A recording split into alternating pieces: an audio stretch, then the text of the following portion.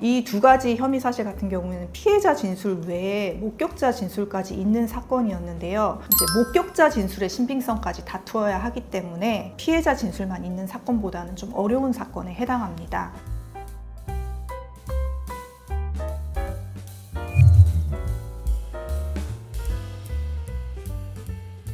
안녕하세요. 법무법인 발을정 군인방위산업센터의 김민지 변호사입니다. 오늘은 오랜만에 저희가 수행했던 군사건 사례 두 가지를 소개해 드리도록 하겠습니다.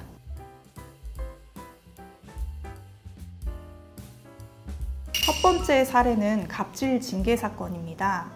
선임자인 군인 A가 후임자인 군인 B에게 자신이 해야 할 업무를 대신하게 했다라는 혐의 사실 한 가지, 그리고 보고서의 내용을 허위로 작성하도록 부당한 지시를 했다라는 혐의 사실, 이 두 가지로 징계위원회에 회부된 사건이었습니다. 이 사건 같은 경우에는 저희가 이제 감찰 조사에서부터 선임이 되어서 진행했던 사건인데요. 원래는 징계위원회에 회부된 이제 두 건의 징계 혐의 사실 외에도 다수의 피해 신고 내용이 있었습니다. 저희가 조사 단계에서부터 신고 내용과 사실관계가 다르다라는 점에 대해서 주장을 하고, 또 법리적으로 징계 사유에 해당하지 않는다라는 주장을 펼쳐서 두 건의 징계 혐의 사실 외에는 모두 불요구가 되어서 징계 혐의 사실에서는 제외되었습니다. 이 두 가지 혐의 사실 같은 경우에는 피해자 진술 외에 목격자 진술까지 있는 사건이었는데요. 이제 목격자 진술의 신빙성까지 다투어야 하기 때문에 피해자 진술만 있는 사건보다는 좀 어려운 사건에 해당합니다. 저희가 먼저 두 건의 징계 혐의 사실에 대해서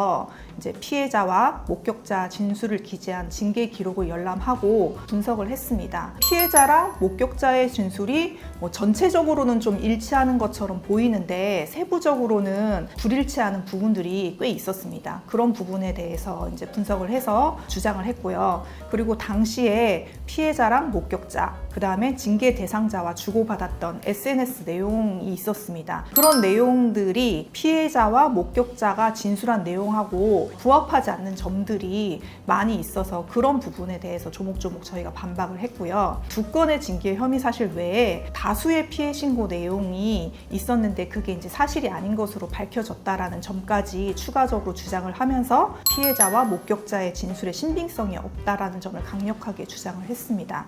이와 같은 변론으로 선임자인 군인 A는 혐의 없음 처분을 받게 되었습니다. 두 번째 사례는 명예훼손 군형사 사건입니다. 얼마 전 저희가 동영상에서 성희롱 신고를 당한 경우에 절대 하지 말아야 할 행동으로 피해자의 개인정보를 공개하는 경우에는 신고자 보호 의무 위반으로 중징계를 받을 수 있다는 내용을 소개해드린 적이 있었습니다. 근데 오늘 소개해드릴 사건은 이제 성희롱 당사자는 아니고요. 군인 A가 이제 식사 자리에서 성범죄 피해자 인 군인 B를 언급하면서 조심해라라고 말한 사실로 명예훼손 신고를 당한 사건이었습니다. 이 사건 같은 경우에는 이제 그 성범죄 피해자 B가 그 사건 현장에 있었던 것은 아니고요. 다른 동료들과의 식사 자리에서 했던 발언이었는데 이 발언이 이제 여러 사람을 거쳐서 피해자 B의 이제 귀에까지 들어가다 보니까 최초에 발언했던 어떤 경위와 발언의 전체적인 취지가 이제 다르게 와전돼서 이제 전달이 된 겁니다. 그래서 저희가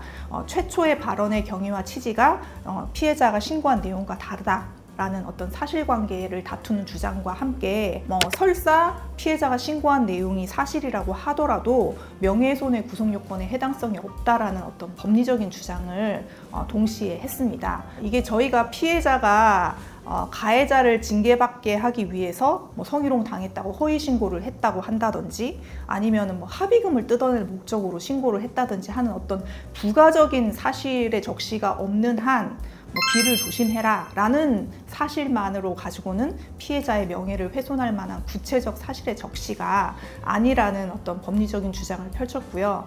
이런 주장이 이제 받아들여져서 군인 A는 혐의 없음 불기소 처분을 받게 되었습니다. 지금까지 최근 저희 법인에서 수행했던 징계 및 형사사건 사례를 소개를 드렸습니다. 제가 소개드린 사례는 모두 그 결과가 좋았지만 사건마다 구체적인 사실관계가 다르기 때문에 모두 같은 결과가 도출되기는 어렵습니다. 따라서 이와 유사한 일로 신고당해서 어려움을 겪고 계신다면 개별적인 사실관계에 맞추어서 성심성의껏 상담을 도와드리도록 하겠습니다. 이상 법무법인 발을정 군인방위산업센터의 김민지 변호사였습니다. 감사합니다.